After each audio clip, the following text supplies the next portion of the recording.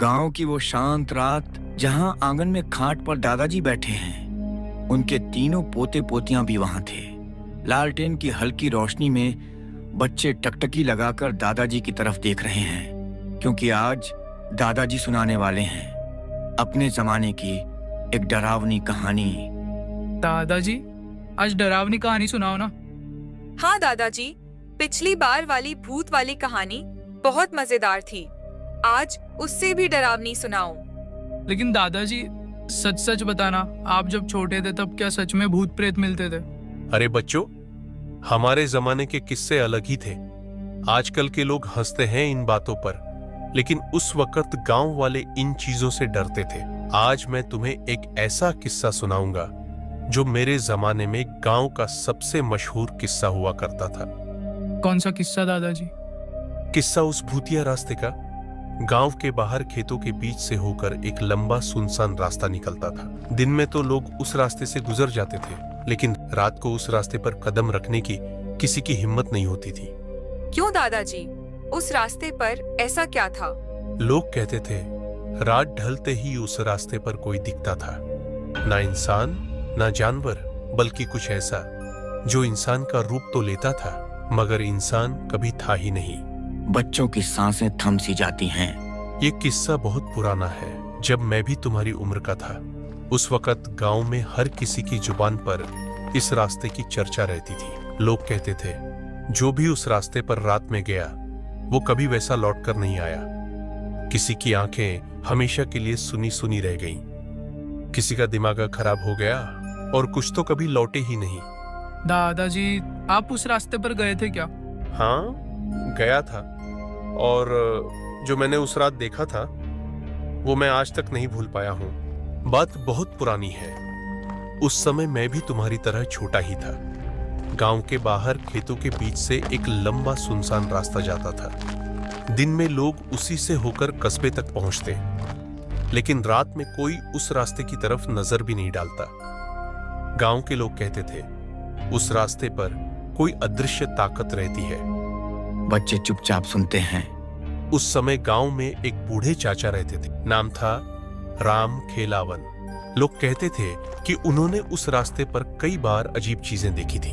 राम खेलावन चाचा हर किसी को समझाते, रात में उस रास्ते पर मत जाना, वहां कोई परछाई घूमती है। लेकिन बच्चों, गांव में कुछ लोग ऐसे भी थे जो मजाक उड़ाते थे। वे कहते, भला परछाई से भी कोई डरता है क्या? और यही लापरवाही कई बार भारी भी पड़ती थी। दादाजी, आपने उस रास्ते पर क्या देखा था? सुनो, उस रात की बात है। गांव में किसी का ब्याह था। मैं भी अपने दोस्तों के साथ बारात देखने गया था। रात काफी देर हो गई थी। जब लौटा तो बाकी सब लोग गांव की गलियों से होकर घर चले गए, लेकिन मैं अकेले उस सुनसान रास्ते से गुजरने लगा। बच्चे सांस रोककर सुन रहे हैं। शुरुआत में सब ठीक था। चांदनी हल्की हल्की फैली थी, रास्ते के दोनों तरफ खेत और बीच में वो लंबी पगडंडी। मैं धीरे धीरे चलता रहा, लेकिन कुछ दूर जाकर अचानक ऐसा लगा जैसे पीछे कोई चल रहा हो। मैंने सोचा शायद मेरा वहम है, लेकिन बच्चों, जब मैंने कदम तेज किए तो पीछे से भी किसी के कदमों की आवाज तेज हो गई, जैसे कोई बिल्कुल मेरे पीछे पीछे चल रहा हो। मेरे रोंगटे खड़े हो गए। मैंने हिम्मत करके पीछे मुड़कर देखा, लेकिन वहां कोई नहीं था, सिर्फ खाली रास्ता और खेतों में खामोशी। मैंने सोचा शायद मेरा भ्रम है। मैंने फिर चलना शुरू किया, लेकिन बच्चों, कुछ ही कदम आगे बढ़ा था कि सड़क के किनारे एक औरत खड़ी दिखी। औरत? कौन थी वो? औरत अजीब थी। सफेद कपड़ों में थी, चेहरा उसके बालों से ढका हुआ।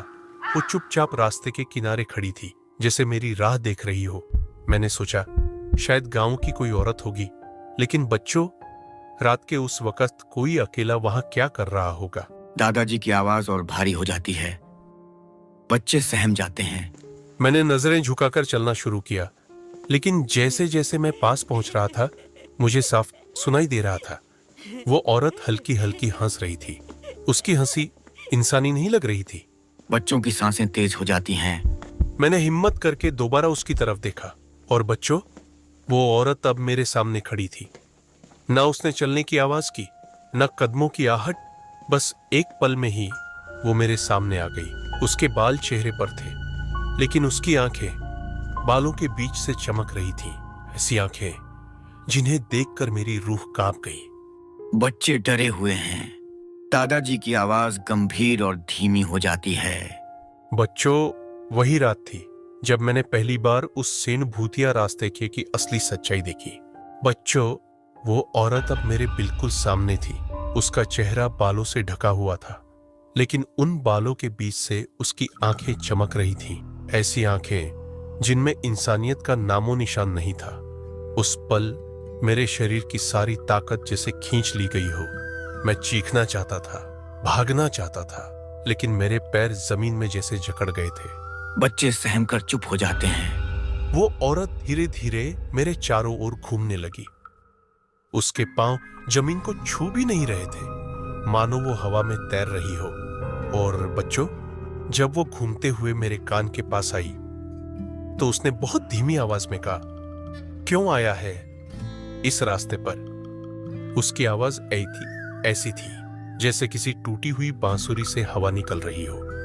मेरे कान सुन्न पड़ गए। मैंने साहस जुटाकर कहा, मैं तो बस घर जा रहा हूं। इतना कहते ही वो औरत ठहाका मारकर हंसने लगी। उसकी हंसी सुनसान खेतों में गूंजने लगी। ऐसा लगा जैसे पूरा रास्ता उसी की हंसी से भर गया हो। और फिर उसने अचानक अपना चेहरा उठाया। बच्चों, उसका चेहरा इंसानी नहीं था। आंखें लाल अंगारों की तरह चमक रही थीं। नाक की जगह एक काली गड्ढी और होंठों से खून टपक रहा था। मैंने जैसे ही देखा, मेरी रूह कांप गई। बच्चे चीखने जैसे हो जाते हैं, लेकिन दादाजी हाथ उठाकर उन्हें शांत करते हैं। मैंने हिम्मत करके पीछे हटना चाहा, लेकिन जैसे ही मैंने कसला नहीं था, उसकी सांस मेरे चेहरे पर पड़ रही थी। वो सांस इतनी ठंडी थी मानो कोई बर्फ की सिल्ली मेरे गले पर रख दे। उसने मेरी आंखों में झांक कर कहा, अब तू भी यहीं रुकेगा, हमेशा हमेशा के लिए। बच्चे सिहर जाते हैं। बच्चों, मैं अब सचमुच मरने ही वाला था। मेरे हाथ पांव काम नहीं कर रहे थे। मैं जमीन पर गिर गया। उस औरत ने अपने लंबे हड्डियों जैसे हाथ मेरी गर्दन की तरफ बढ़ाए और तभी गांव से मंदिर की घंटी बजने की आवाज आई। उस आवाज के साथ ही वो औरत एकदम पीछे हट गई। उसकी आंखों की चमक धीमी पड़ गई और देखते ही देखते वो धुएं की तरह हवा में गायब हो गई। लालटेन अचानक स्थिर हो जाती है। सन्नाटा छा जाता है। बच्चे अब भी डरे हुए दादाजी को देखते हैं। दादाजी सच में गायब हो गई थी? हाँ बच्चों, मैं वहीं जमीन पर कुछ देर तक पड़ा रहा। जब होश आया तो मैं घबराकर भागते हुए गांव पहुंचा। उस दिन के बाद से मैंने कसम खा ली थी कि कभी उस रास्ते से रात में नहीं जाऊंगा। गांव के बड़े बूढ़े कहते थे, वो औरत कोई आम औरत नहीं, बल्कि उस रास्ते की रूह थी, जिसे जो अकेला दिखे उसकी जान लेने निकल पड़ती थी। और बच्चों, ये किस्सा सिर्फ मेरा नहीं है। गांव के और भी लोग उस रास्ते पर अजीब अजीब चीजें देख चुके हैं। बच्चों, मैंने तो उस औरत का सामना किया ही था, लेकिन वो अकेली घटना नहीं थी। हमारे गांव में और भी लोगों ने उस रास्ते पर अजीब अजीब चीजें देखी हैं। आज मैं तुम्हें उनमें से 2 किस्से सुनाता हूँ। सुनने की हिम्मत है ना? हाँ दादाजी, सुनाओ, लेकिन जल्दी जल्दी सुना देना। दादाजी हल्की मुस्कान लाते हैं, फिर गहरी सांस भरकर पहला किस्सा शुरू करते हैं। ये बात बहुत पुरानी है। शंभू काका हमारे पड़ोस में रहते थे।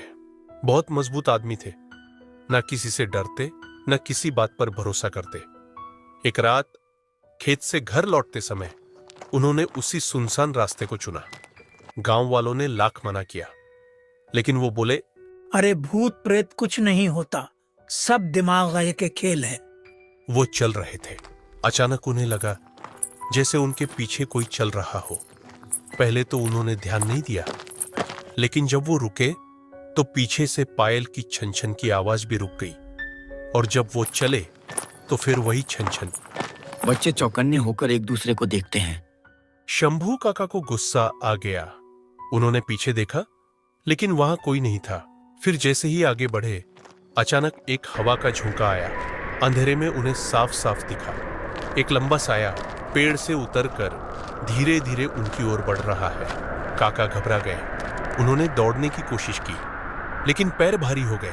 वो साया उनके सामने आकर खड़ा हो गया। उसकी आंखें चमकती हुई कोयले जैसी थी। काका वहीं जमीन पर गिर पड़े। होश तब आया जब गांव वाले सुबह उन्हें उसी रास्ते पर बेहोश पाए। उस दिन से शंभू काका कभी रात में अकेले खेत नहीं गए, हमेशा किसी को साथ लेकर ही निकलते थे। दूसरी घटना और भी अजीब थी। ये किस्सा है रामकिशन चाचा का। वो एक बार रात को गांव लौट रहे थे। रास्ते में एक बड़ा नीम का पेड़ आता है। कहते हैं उस पेड़ पर कोई रूह रहती है। रामकिशन चाचा जब उस पेड़ के पास पहुंचे तो देखा एक औरत पेड़ की सबसे ऊंची डाल पर बैठी है। उसके बाल नीचे लटक रहे थे, इतने लंबे कि जमीन को छू रहे थे। चाचा को पहले लगा शायद कोई औरत छुपी बैठी है। उन्होंने आवाज लगाई, कौन है वहां? लेकिन बच्चों, वो औरत अचानक उल्टी लटक गई, उसका सिर नीचे और पैर ऊपर, और उसने ऐसी आवाज निकाली जैसे कोई बिल्ली रो रही हो। रामकिशन चाचा की हालत खराब हो गई। वो भागे भागे गांव पहुंचे। घर पहुंचते ही जोर की बुखार चढ़ गया। 3 दिन तक बिस्तर पर पड़े रहे। बाद में जब होश आया तो उन्होंने साफ कहा वो इंसान नहीं थी, वो नीम के पेड़ वाली चुड़ैल थी।